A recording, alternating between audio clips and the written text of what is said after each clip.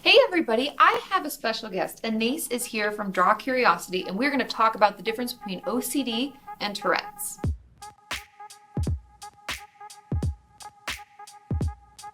Well, hey everyone, they call them Kenyans, right? Yes, You're they Kenyans. do. Well, I make videos about science, but on top of that, I also care a lot about mental health. I used to have a super secret mental health channel called Squeak Code. Now I spend most of my time making videos, sort of explaining the world around us, and I also like to do that with science and neuroscience. Today we're here to talk about the difference between OCD and Tourette's syndrome. Now, we talked before we started filming about the difference between a disorder and a syndrome. And would you care to explain? Sure. So, again, this is how I've always perceived them. There's sort of three levels of things. People speak of diseases where you can get a clear test and you take a blood test or you measure some levels and boom, you know what it is. Yep. Often with mental health, it's not always like that. So, OCD, disorder, very clear ways of distinguishing what it is. You couldn't take a blood test to find out whether you got it, but it's quite obvious that something is wrong and you can trace it back to specific general symptoms that tell you what it is. And disorder, it kind of makes your life worse. So yeah, it makes it because if you remember any DSM diagnosis I talk about, one of the criteria is always that it impairs your level of functioning, meaning work, life, school, whatever it is, any social, we can't do it. We can't function daily. exactly. And Tourette's, so syndrome basically means collection of symptoms. So I believe Tourette's is at least one vocal tic and multiple motor tics, generally onset before the age of 18. So that's the syndrome. Those are the collections of symptom. If they co-occur, you would say you've got Tourette's syndrome, but there's no test for it, and there's no necessary implication that it makes your level of functioning worse. For some people it might. Some people can be very self-conscious about their tics. Some people's tics might actually cause them harm. But in the ideal world where your friends and the people around you know that you have Tourette's and they don't care, in the same way that you don't care if someone just coughs or makes a noise or clicks their fingers. Sneezes or yeah. Exactly.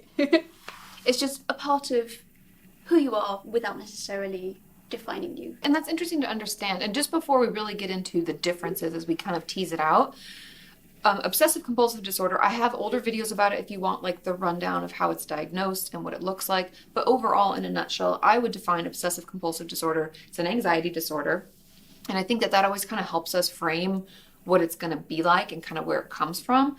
So the O, the obsession, means that I have this intense worry, thought, need to do something, and I obsess over it. I think about it, and then I have to do the compulsion, the C. I have to take action, and by taking that action, the anxiety is relieved.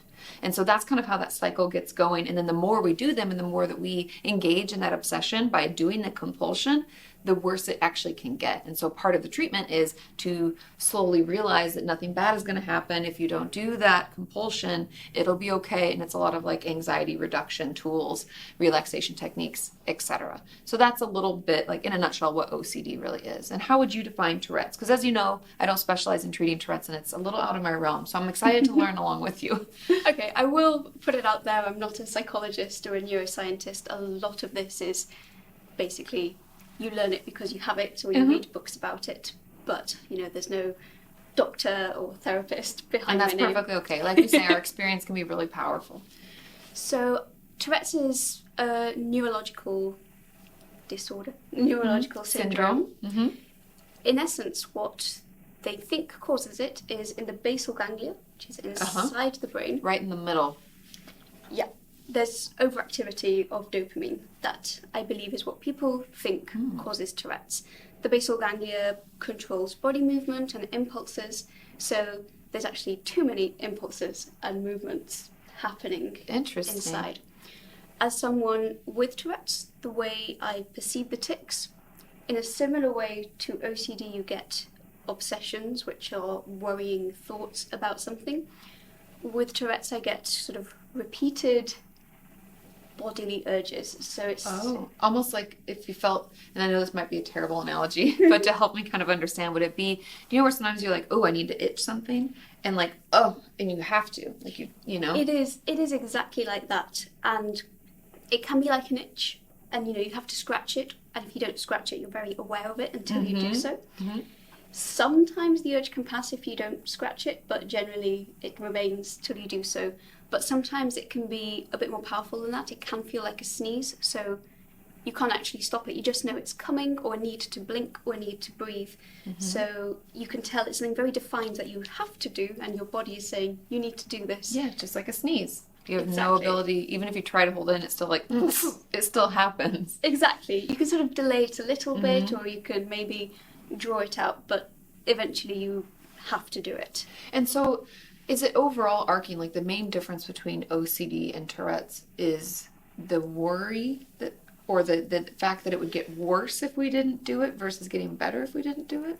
I think that is ultimately the key difference, because as Katie explained earlier, with OCD, if you give in to the compulsion, it temporarily relieves that anxiety, but later on, next time you get that obsession, you really have to do the compulsion, or the anxiety gets worse, and it's just a snowball. The more you do the compulsion, the worse the anxiety is, so the more times you have to do the compulsion. Because it's almost like, in a way, every time when we have OCD, every time we act out and we do the compulsion, we're almost telling ourselves, oh, that's why nothing bad happens, because I did this. Yeah. And we're kind of like affirming it.